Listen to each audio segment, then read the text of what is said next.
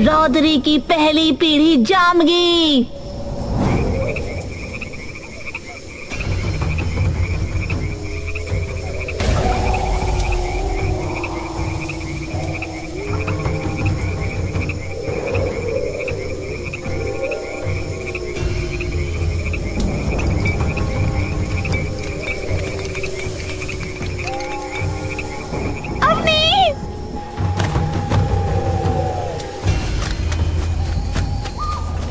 तुझे कहीं लगा तो नहीं?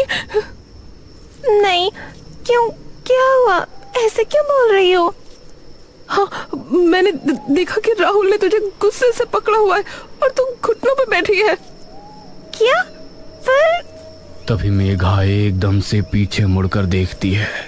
राहुल! राहुल! राहुल! मेघा दर्द से कराहते हुए उठती और इधर उधर देखने लगती है और जोर जोर से राहुल को बुलाने लगती है और बुलाते हुए रो पड़ती है। राहुल! राहुल! क्या कर रही है? वो तुझे मारने की कोशिश कर रहा था और तू उसे बुला रही है। क्या बोल रहे हो आप? मुझे मारने की कोशिश तो वो औरत कर रही थी। अरे कौन सी औरत? मेरी माँ। क्या? मेघा बेचैन हो इधर उधर राहुल को ढूंढने लगती है और अवनी भी इधर उधर नजर घुमाकर देखती है। ये जगह कौन सी है? राहुल कहाँ गया?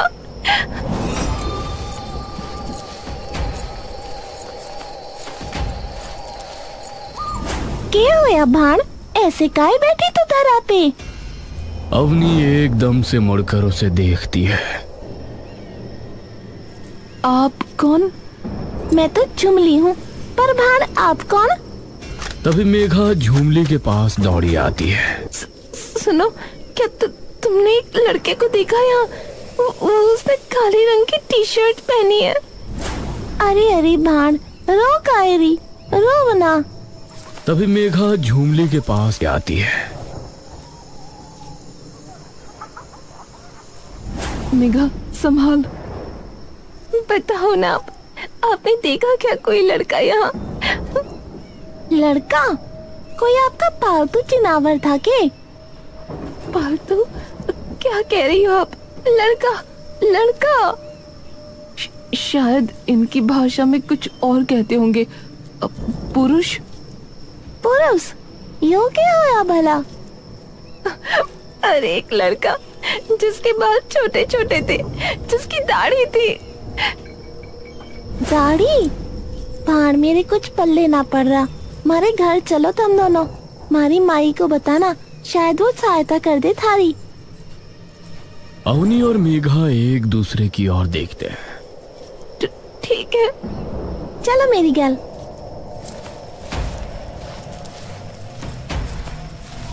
झुमली सामने मंदिर की ओर देखती है और हाथ जोड़कर अपना सिर मंदिर के सामने झुका लेती है।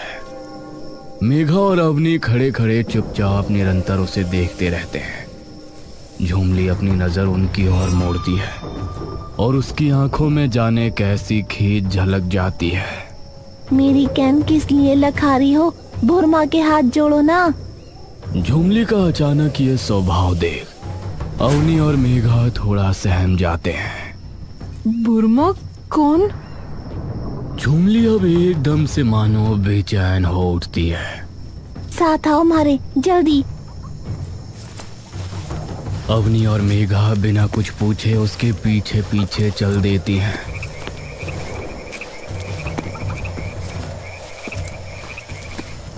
रास्ते में मेघा और अवनी सभी के घरों को देखने लगती हैं। गांव के सभी घर पत्थर के बने होते हैं। झुमली एक पत्थर के घर के सामने आकर रुकती है और अपनी लकड़ी की चप्पलें उतार कर अंदर घुस जाती है। आओ। मेघा और अवनी अपने जूते और जूतियां बाहर रेशम के पायदान में उतार देती हैं और अंदर जाती हैं। माई, ओ माई। अरे क्या होया? इतना झुमली की माँ की नजर बाहर आते ही सबसे पहले मेघा और अवनी पर पड़ती है।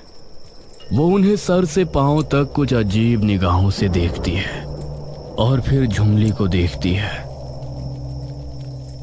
ये दोनों भाण?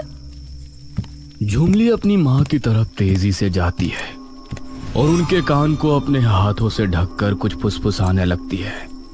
झुमली की बात सुनते ही मानो माँ काली का क्रोध उसकी आंखों में एकदम से उतर आता है। भुरमा ना पता तुम्हें कौन है? मेघा और अवनी चमेली का ये रूप देख डर जाती हैं। देखिए, हम यहाँ से नहीं हैं, हम कहीं और से हैं, तो हमें यहाँ की चीजें नहीं पता। चमेली एकदम से उन पर मानो बिजली बनकर गरज पड़ती है। चीज चीज लगे तुझे भुरमा? माई है हमारी, माई है हम रौंदरियों की, माई है पूरे गर्भांधर की।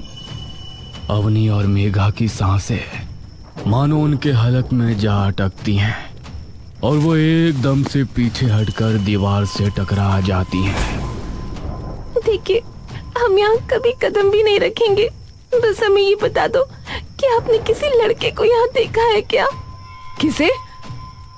एक लड़के को, काले कपड़े पहने हैं, छोटे बाल हैं उसके और दाढ़ी है। छोटे बाल? छोटे बाल तो पूरे गांव में किसी लुगाई के ना है, और ये दाढ़ी क्या हुए? अरे अजी, मतलब चेहरे पे जो बाल होते हैं। चेहरे पे बाल? अरे कैसे भांग खा रखी है के चेहरे पे बाल किसके होंगे? मेघा तो बिलख कर जमीन पर गिर जाती है और जोर जोर से रोने लगती है। अवनी उसे पकड़कर उसकी पीठ सहलाने लगती है। बस बस मेघा, कोई नहीं, ढूंढ लेंगे हम, आई प्रॉमिस यू। चमेली डरते हुए आती है और मेघा के सामने बैठ जाती है। अरे अरे भान, रो कायरी, रोना रोना, वो तो मुझे गुस्सा यूं ही आता रहे। ये गांव कौन सा है? अरे तू इस गांव में आई, तुझे नाम भी ना पता हमारी भुरमा के गांव का? देखिए, मैं आपसे हाथ जोड़ के माफी मांगती हूँ, पर हमें नहीं पता भुरमा कौन है। अरे पर ऐसा कैसे हो सके कि भुरमा को कोई ना जानत, जिसने यो सब बनाया? क्या बनवाया? यो पूरा गांव। अरे पर वही तो मैं कह रही हूँ कि हम यहाँ से नहीं हैं। चमेली और झुमली की आंखों में तभी ना जाने कैसा डर कौंध जाता है। चमेली डर के मारे एकदम से पीछे खिसक जाती है और झुमली भी भागकर अपनी माँ से चिपक जाती है। अवनी और मेघा उनकी खौफ से कांपती हुई सूरत देखकर अचंभे में पड़ जाते हैं। क्या हुआ? चमेली झुमली का मुंह अपनी छाती से एकदम जोर से चिपका लेती है। हम लोग जंगल पार से आए हो के? अवनी और मेघा एक दूसरे को बड़ी विचलित मन स्थिति से देखते हैं। हम अलवर से हैं माँ जी, और हमसे डरिए मत, हम कुछ नहीं कहेंगे। हम बस हमारे दोस्त को ढूंढना चाहते हैं, वो कहीं गुम हो गया है। तो हम जंगल पार से ना आए? देखिए, हमें नहीं पता आप कौन से जंगल पार की बात कर रही हैं। चमेली तभी फटाफट से मेघा और अवनी के एकदम करीब आ जाती है। मेघा और अवनी डर के मारे एकदम से पीछे हो जाते हैं। अरे जंगल पार, जहाँ दानव और राक्षस रहवे। क्या? हाँ भाण, मारी बुरमा के गर्भ ग्रंथ में लिखा है कि गर्भांधर की कोई भी लुगाई जो गांव से बाहर जावेगी, उसे वो राक्षस जिंदा निगल जावेगा। तो इसीलिए पूछ रही थी। अवनी और मेघा एक दूसरे की ओर देखने लगते हैं। अवनी एकदम से चमेली की ओर देखती है। नहीं नहीं, आप गलत समझ रही हैं। हम जंगल के बाहर से नहीं हैं, हम असल में जंगल में ही रहते थे। तो हमारे कबीले का एक इंसान गायब हो गया है, बस उसी को ढूंढ रहे हैं। अच्छा, अरे झुमली, डर है ना, आजा। झुमली आकर उन दोनों के पास बैठ जाती है। माफ कीजिएगा, आपके घर पर कुछ खाने को है क्या? हमें बहुत भूख लगी है। अरे अरे, माफ करना भाण, डर के चक्कर में सब भूल गए। झुमली, गेला मारे भाणा खातिर कुछ खाए का इंतजाम कर ले। भाण, जो खाना है झुमली को बता दो, वो ले आएगी जंगल से पकड़ के। तुम लाओगी जंगल से पकड़ के? लो, ये तो आम बात है। भारी माई ने तो अकेले शेर तक से टक्कर ली है। अवनी और मेघा भौचक के होकर झुमली की ओर देखने लगते हैं। चलो मैं थारे लिए रोटी ले आऊं। ठीक है, आप लोग इतने बनाओ, हम थोड़ा बाहर घूम लेते हैं। हमने गांव में नहीं देखा ये कभी। चोखो चोखो घूम ले आओ। अवनी मेघा का हाथ पकड़कर तभी बाहर निकल जाती है और उनके घर से कुछ दूर जाकर बाहर एक कोने में खड़ी हो जाती है। अवनी, ये क्या है? ये कौन सी जगह है? इसका कभी नाम तक नहीं सुना हमने। और आपने झूठ क्यों बोला उनसे कि हम जंगल से हैं? अगर मैं ये बता देती कि हम जंगल के बाहर से आए हैं तो वो पता नहीं क्या करते। देखा नहीं तुमने, डर के एकदम से कैसे हम दोनों से दूर भाग गए थे वो दोनों। पर अब राहुल को कैसे ढूंढे? अवनी मेघा के कंधे थामती है। मैं लेके आई थी यहाँ और मैं ही लेकर जाऊंगी, चिंता मत कर। अभी हमें हिम्मत और दिमाग से काम लेना पड़ेगा। पर हमें तो ये भी नहीं पता कि हम हैं कहाँ। तेरे पास तेरा वॉकी है अभी? नहीं, वो तो जब मैं भागी तभी मेरे हाथ से गिर गया। मेरा भी। अरे यार। पर आप ये क्यों कह रही थी कि राहुल ने मुझे पकड़ा हुआ था? मैंने सच में देखा था कि तू घुटनों पर बैठी है और उसने तुझे गुस्से में पकड़ा है। उसने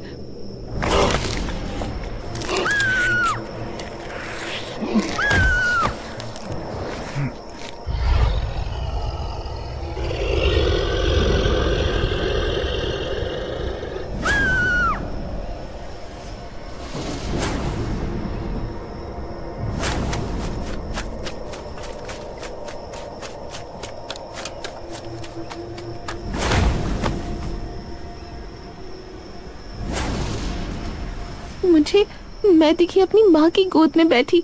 आपको तो पता ही है ना अवनी कि मेरी माँ ने। अवनी स्तब्ध होकर उसे चुपचाप देखती रहती है। ऐसा लगा मानो मेरा पूरा बचपन आंखों के आगे आकर खड़ा हो गया हो। उस औरत का प्यार से बुलाना बिल्कुल वैसा ही जैसे माँ बुलाती थी। वो मेरे कंघी से बाल बना रही थी। पता नहीं फिर से किस बात पर गुस्सा आ गया और वो एकदम से मेरे पीछे भाग ली कंघा लेके। और मुझे बिल्कुल वही दिखा जो मेरा सबसे बड़ा डर है। ऐसा लगा कि तू और राहुल नहीं बल्कि मेरे माँ बाप खड़े हो। मेघा अवनी की तरफ देखती है। तो हम दोनों को वही दिखा जो हमारा सबसे बड़ा डर था। इस गांव से निकलने के लिए पहले इस गांव के बारे में पता लगाना पड़ेगा और उसके लिए बस एक ही रास्ता है। तभी अचानक उन दोनों को राहुल की आवाज सुनाई देती है। मेघा, मेघा बचाओ। मेघा अचानक पागलों की तरह इधर उधर देखने लगती है। राहुल, राहुल, राहुल, कहाँ हो तुम? राहुल, राहुल। मेघा जान। मेघा राहुल की आवाज सुनकर मानो अपनी सारी चेतना भूल उसकी आवाज के पीछे एक बेसमझ बच्चे की तरह दौड़ने लगती है। मेघा, मेघा, मेघा रुकना, मेघा। अवनी भी मेघा के दुलार में अपना हर तर्क भूल उसके पीछे पीछे दौड़ने लगती है। मेघा हाँफती हाँफती गर्भाधर के मंदिर पर एक बार फिर से पहुंच जाती है। दोनों वो मंदिर देखते ही एकदम स्तब्ध पड़ जाती है। अब वहां सिर्फ सन्नाटा छाया होता है। दोनों चुपचाप खड़ी उस मंदिर की ओर एक टक देखती रहती हैं। ये तो वही मंदिर फिर से। आओ, करीब आओ।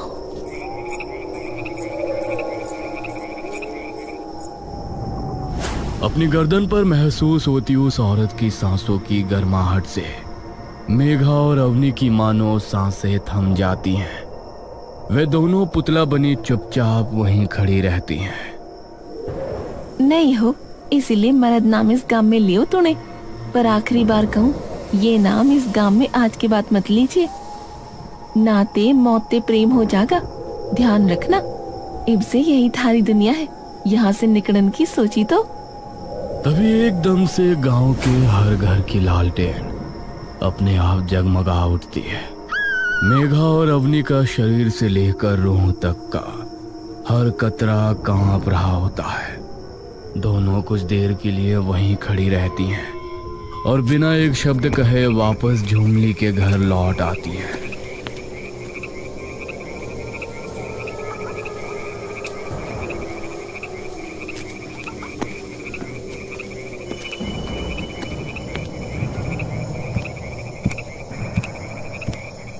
अरे आगी, चलो बैठ के रोटी खा लो अब। उस आवाज ने मानो उनके शरीर के हर अंग को अपनी ध्वनि में जकड़ लिया हो। मेघा और अवनी चुपचाप खाना खाने लगी। अवनी अपनी सारी हिम्मत जोड़कर एक गहरी सांस लेती है। माफ कीजिएगा, हमने कभी नहीं सुना था भूरमा के बारे में, तो आप हमें थोड़ा बता सकती हैं उनके बारे में, ताकि हमें यहाँ रहने में थोड़ी आसानी हो जाए, क्योंकि यहाँ के लोग शायद उन्हें बहुत मानते हैं। चमेली और झुमली मुस्कुराने लगती हैं। बिल्कुल बताऊंगी, क्यों ना बताऊंगी भला। हमारी भूरमा देवी है देवी। हम रौद्रियों की शुरुआत उन्हीं से हुई है। हमारे सबसे पहले पीढ़ी वही पीढ़ी थी। कई बरस पुरानी बात हैगी।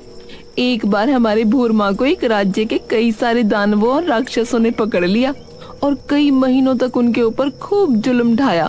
ऐसा कि कोई अगर लुगाई होती ना तो कुछ ही दिनों में मर जाती। पर हमारी भूरमा तो देवी का रूप थी, तो वहां से निकलकर भाग गई और उसी के कुछ दिनों बाद उन्होंने अपनी कोख से एक छोरी को जन्मा और वहीं से शुरू हुई रौद्रियों की गर्भांधर की कहानी। पीढ़ी बढ़ती गई और धीरे धीरे जो गांव बना गर्भांधर। तुझे पता है जो गांव का नाम गर्भांधर क्यों है? क्यों? क्योंकि यो गांव हमारी भूरमा के गर्भ के अंदर है। भूरमा तंत्र विद्या और प्रेत विद्या की बहुत बड़ी विद्वान थी। जब वो उन राक्षसों के चंगुल से निकलकर भागी तो जितने भी लोगों ने उन पर जुल्म किए थे, भूरमा ने उन सबको शापित कर दिया। जब भी किसी राक्षस ने उन्हें हाथ भी लगाया, उन्होंने उसे तभी अपने गर्भ शाप से शापित कर दिया और जब वो बाहर निकली तो उन्होंने श्राप के अनुष्ठान को पूरा कर दिया। तो उस श्राप से हुआ क्या? चमेली नीचे देखती है और एक अंधकार भरी हंसी हंसती है। राज्य के हर राक्षस ने उन पर जुल्म ढाए, तो जब भूरमा ने अपना गर्भ शाप का अनुष्ठान पूरा किया, उन सब के जीवित शरीर वहीं भस्म हो गए और उनकी आत्मा को भूरमा ने अपने अनंत काल चक्र में कैद कर लिया और उनका पूरा साम्राज्य एक अकेली हमारी भूरमा ने माटी में मिला दिया। उन्होंने वरदान दिया कि अगर कोई भी राक्षस किसी भी रौद्री के पास आने की कोशिश करेगा तो भूरमा उसकी आत्मा को भी अपने चक्रव्यूह में कैद कर लेगी। अवनी और मेघा ये सुनकर निशब्द रह जाती हैं। आपकी भूरमा का नाम क्या था? कालभक्षिणी। ये नाम सुनते ही मेघा और अवनी के पांव तले की जमीन मानो कांप उठती है।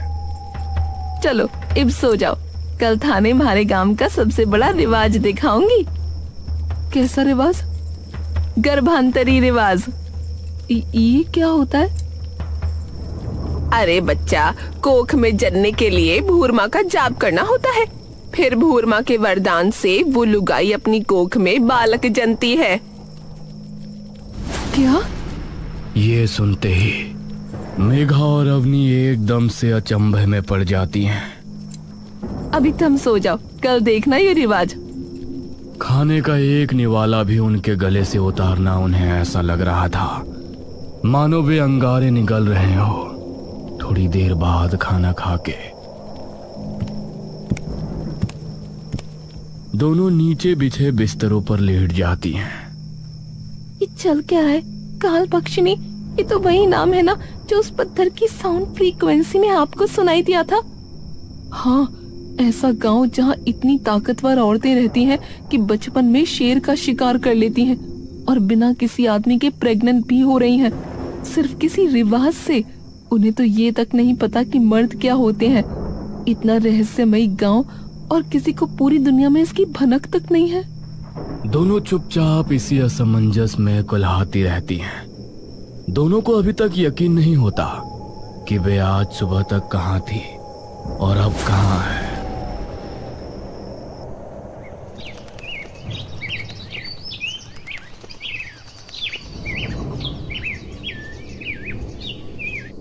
ए छोरी उठो, चलो तुमने दिखा के लाऊं।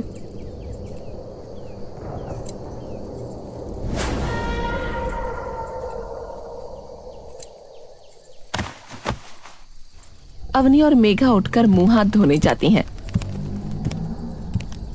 अरे रुको, जे लो, जो मारे वाले लत्ते पहनो, फिर कृपा होगी थार पे भूर माँ की।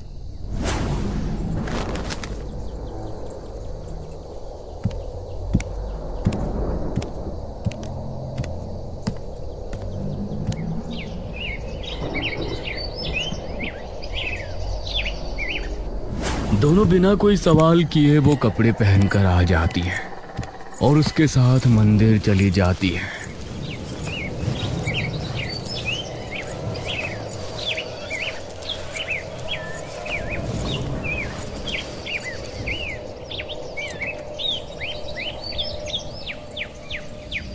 यहाँ सिर्फ लड़कियां हैं? मतलब सिर्फ औरतें, मतलब लुगाइयां ही हैं, इनके अलावा कोई और नहीं? और कोई के? कब जानवरों को अपने साथ ले आए? कमाल की बात करे रे छोरी तू, चाल अंदर।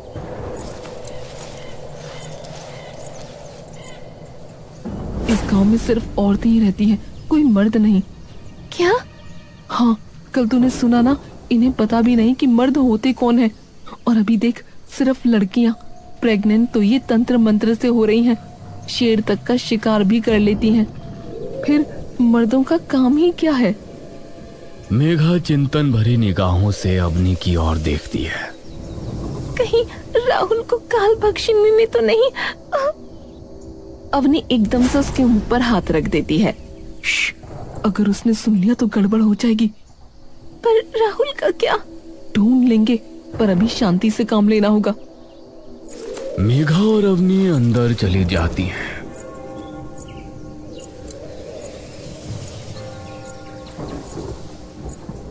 और जैसे ही वे काल भक्षिणी की मूर्ति को देखती हैं, उनके हाथ पांव मानो वहीं जम जाते हैं।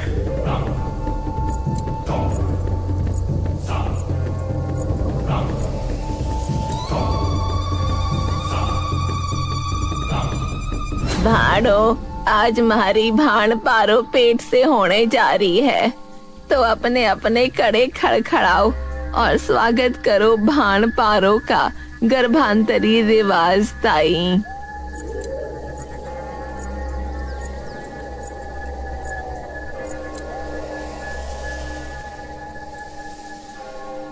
गंभीरा भविष्यति रात्रिः लीना हस्युः वर्ण संयुतयः जीवन चक्रम प्रवर्तते काल भक्षण्याः पुनर्जन्माय। अवनी उस गीत के बोल सुनते ही चौंक कर मेघा की ओर देखती है। ये तो वही श्लोक है जो... हाँ, पर ये पूरा है। अवनी चमेली के कान के पास जाकर उससे इसके बारे में पूछने लगती है। इसने ऐसे मुंह क्यों खोला है?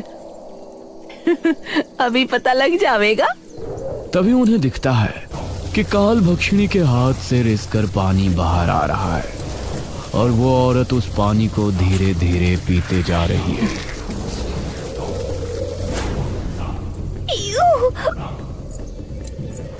अरे डर ना, यो तो भुरमा का आशीर्वाद मिल गया तुझे।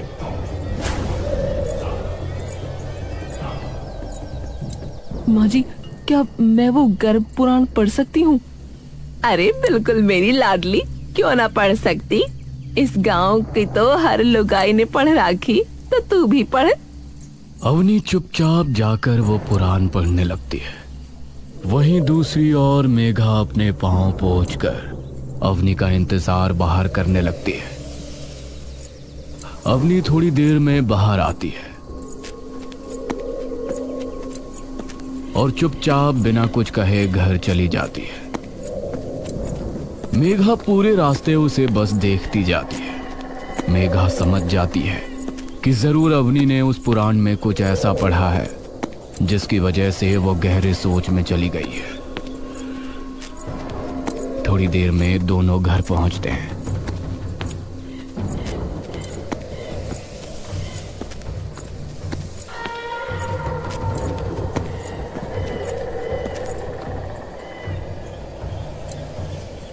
चलो छोरियों, मैं थारे लिए कुछ खाने का बना दूं। थम बैठ के बतला लो इतने। चमेली और झुमली अंदर चले जाते हैं। क्या हुआ? अवनी मेघा की ओर त्रास भरी आंखों से देखती है। मुझे ये पता लग गया कि राहुल कहाँ हो सकता है और हम यहाँ से कैसे बाहर निकलेंगे।